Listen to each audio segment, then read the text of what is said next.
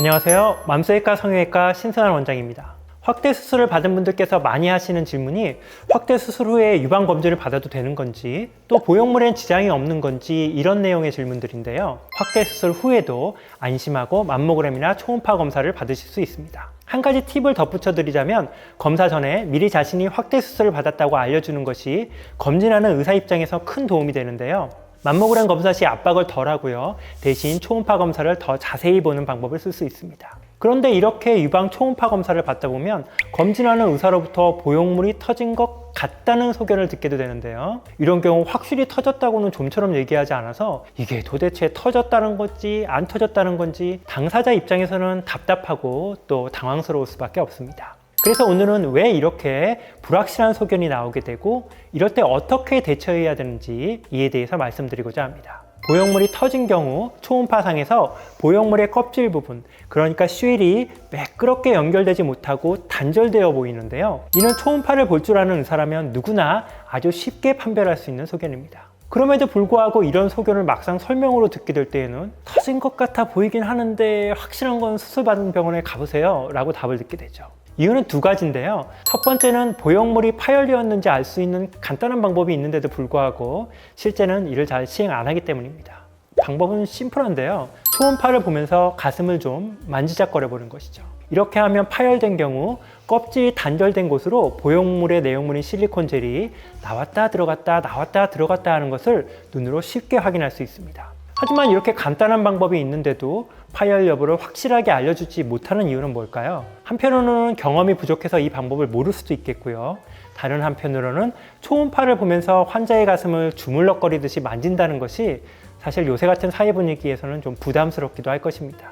사실 이보다 더 중요한 이유도 있는데요. 초음파를 검사하는 의사 입장에서는 100% 파열되었다고 단정 짓는 것이 자신에게는 득이 되는 것은 하나도 없고 오히려 해만 될 수 있는 상황이기 때문입니다. 만약 확실히 파열되었다고 소견을 내서 이를 믿고 환자가 제거 수술을 받았다고 가정해보죠. 정말 만에하나긴 하지만 멀쩡하게 터지지 않은 보형물을 온전하게 꺼낸다면 검진한 의사 입장에서는 꼼짝없이 이때 발생한 비용에 대해 책임을 물을 수도 있기 때문입니다. 하지만 검사를 받은 당사자 입장에서는 정말 답답한 노릇인데요. 이전에 확대 수술을 받은 병원에서 초음파 검사를 못하는 경우도 많고요. 간혹 확대 수술을 받은 지 오랜 시간이 지나서 수술한 병원이 아예 없어져 버린 경우에는 대체 이걸 어디서 확인을 받아야 하나 막막한 경우도 생길 수 있습니다.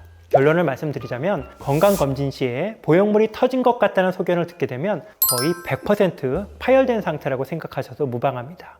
초음파에서 껍질이 단절된 소견이 보인 것만으로도 파열의 가능성은 99% 이상입니다. 만에 하나 파열되지 않았다 해도 초음파상에서 이렇게 껍질이 심하게 왜곡되어 보인다는 것은 적어도 이미 심한 구형 구축이 진행되었다는 뜻이기 때문에 어차피 이런 상황에서는 보형물을 제거하거나 교체해야 하는 상황이라고 정리할 수 있죠.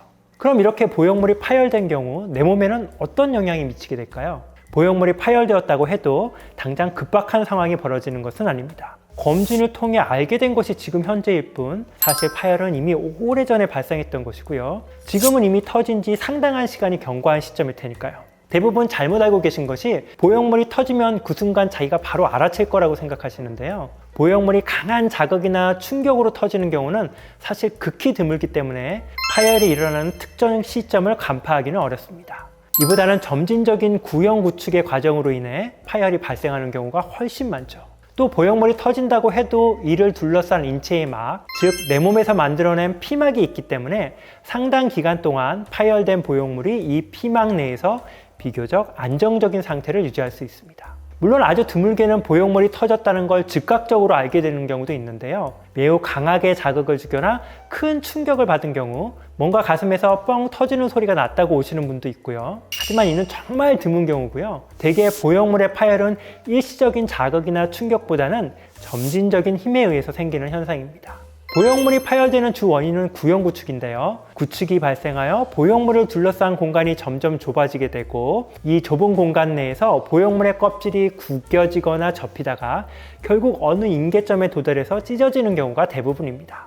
이런 경우 본인 몸에는 즉각적인 변화가 느껴지지는 않는데요. 그 대신 보형물의 껍질이 찢어져서 실리콘의 내용물이 노출되게 되고 일종의 만성염증처럼 서서히 신체에 영향을 미치게 됩니다.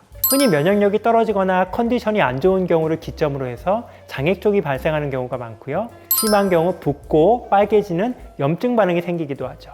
이물 반응에 의해 겨드랑이 임파선이 붓는 증상도 흔하게 관찰됩니다. 결국 이러한 일련의 반응들에 의해 언젠가는 도저히 제거하진 않을 수 없는 그런 상황이 벌어지기 때문에 파열된 보형물은 가능한 빨리 제거하거나 교체를 해야 하는 거죠. 정리하자면 건강검진 시 보형물의 파열이 의심된다는 소견을 듣게 되면 결국 보형물을 제거해야 한다는 뜻입니다. 다음 시간에는 이렇게 파열이 발생한 경우 어떻게 대처해야 하는지 또 어떤 치료 옵션들이 있는지에 대해서 말씀드리도록 하겠습니다. 지금까지 성형외과 전문의 신승환 원장이었습니다.